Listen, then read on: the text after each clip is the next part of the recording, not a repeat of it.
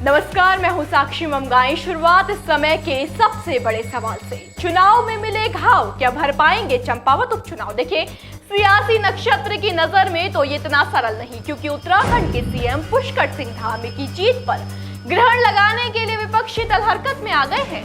माना जा रहा है कि धामी के लिए उपचुनाव का दंगल उतना सरल नहीं रहेगा जितना उत्तराखंड के उन 4 मुख्यमंत्रियों के लिए रहा जो विधानसभा का सदस्य बनने के लिए उपचुनाव का सहारा ले चुके हैं। कौन है ये 4 चेहरे? कैसे प्रदेश के मौजूदा सीएम की परिस्थिति इनसे अलग है? और धामी का ये दंगल कांग्रेस में कैसे हलचल मचा रहा है? तमाम सवालों के जवाब इस रिपोर्ट में।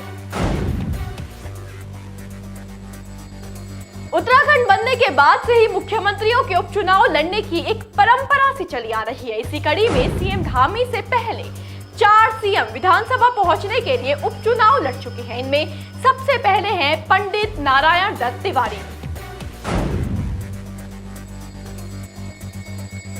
साल 2002 में एनडी तिवारी उत्तराखंड की पहली निर्वाचित सरकार के मुख्यमंत्री बने थे। हालांकि कांग्रेस आलाकमान ने तिवारी को मुख्यमंत्री बनाया, लेकिन क्योंकि वो विधायक नहीं थे इसलिए उन्हें 6 महीने में चुनाव जीतना था, जिसके लिए नारायण दत्त तिवारी ने रामनगर से उपचुनाव लड़ा। तत्कालीन कांग्रेस विधायक योगंबर सिंह रावत ने उनके लिए सीट खाली की थी।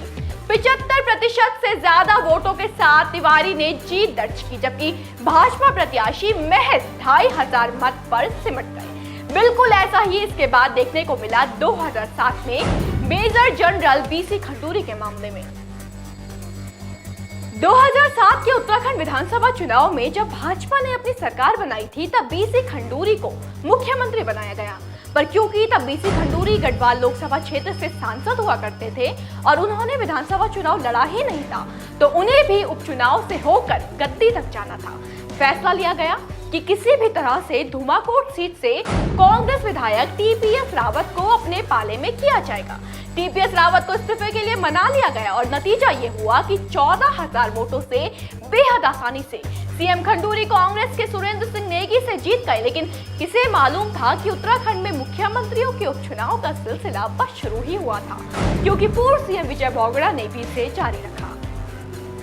2012 के विधानसभा चुनाव के बाद कांग्रेस सत्ता में आई। टिहरी के तत्कालीन सांसद विजय बोगड़ा को मुख्यमंत्री बनाने का फैसला लिया गया। इसके लिए कांग्रेस ने भाजपा में सेंधमारी करनी शुरू की, जिसे पार्टी सफल भी रही। कांग्रेस ने ऊधम सिंह नगर जिले की सितारगंज सीट के विधायक किरण मंडल का इस्तीफा करा दिया। जवाब में भाजपा ने उनके खिलाफ प्रकाश पंत को मैदान में उतारा, लेकिन हर बार की तरह प्रदेश के ये सीएम भी जीत दर्ज करने में सफल रहे और 40,154 वोटों के अंतर से विपक्ष को बोगड़ा ने पटकनी दी। हालांकि लाभ कुछ खास नहीं हुआ, क्योंकि कार्यकाल पूरा होने से पहले ही कांग्रेस में नेतृत्व परिवर्तन हो गया और सीएम बने हरीश रावत। 2014 में जब कांग्रेस ने सीएम पद पर हरीश रावत को बैठाया, तब उन्हें भी उपचुनाव की प्रक्रिया से होकर गुजरना पड़ा। इसके लिए सुरक्षित सीट तलाशी गई। तब धारचूला सीट, जो कि कांग्रेस की गढ़ थी और जहां के विधायक हरीश धामी थे, उसे हरदा के लिए खाली किया गया। तब भाजपा ने उनकी टक्कर में भानु दत्त को मैदान में उतारा था, लेकिन सरलता से रावत 20,600 वोटों के अंतर से चुनाव जीत गए। क्यों मैं ये शब्द सरलता बार बार इस्तेमाल कर रही हूँ? क्योंकि दरअसल अब तक जितनी भी बार मुख्यमंत्री उपचुनाव में उतरे हैं, उन्हें विपक्षियों ने एक तरह से वॉकओवर दिया है। यही वॉकओवर धामी के लिए समीकरण बदल रहा है।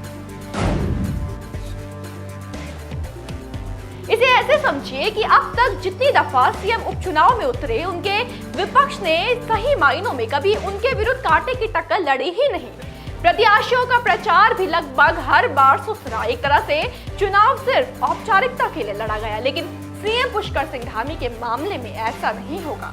कांग्रेस साफ कर चुकी है कि वो सीएम को वॉकओवर नहीं देगी। चंपावत कांग्रेस के जिलाध्यक्ष पूरन सिंह कठायत की माने तो चंपावत सीट पर होने वाले उपचुनाव में कांग्रेस पूरे दमखम से उतरेगी। उनका मानना है कि भाजपा को किसी सूरत में वॉकओवर नहीं दिया जाएगा। यानी साफ है कि धामी को ये दंगल दमखम से लड़ना होगा, बिना इतिहास की ओर देखे, क्योंकि लगता नहीं है कि कांग्रेस ने हवाई बातें की है। पार्टी में मची हलचल दल के मंसूबों को बयां कर रही है।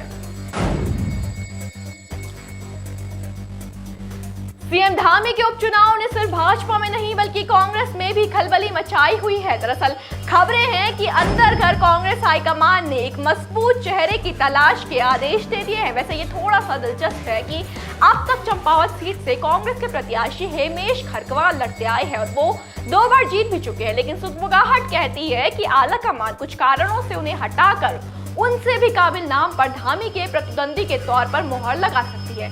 पूर्व विधायक खरकवाल के मुताबिक उपचुनाव के लिए यदि पार्टी ने मुझे प्रत्याशी बनाया तो पूरे दम से लड़ूंगा, यदि किसी अन्य कार्यकर्ता को टिकट दिया तो भी पूरी ताकत से चुनाव लड़ेंगे। संगठन की मजबूती और जनता के हितों को लेकर हर कार्यकर्ता पूरी तरह से कृत संकल्प है।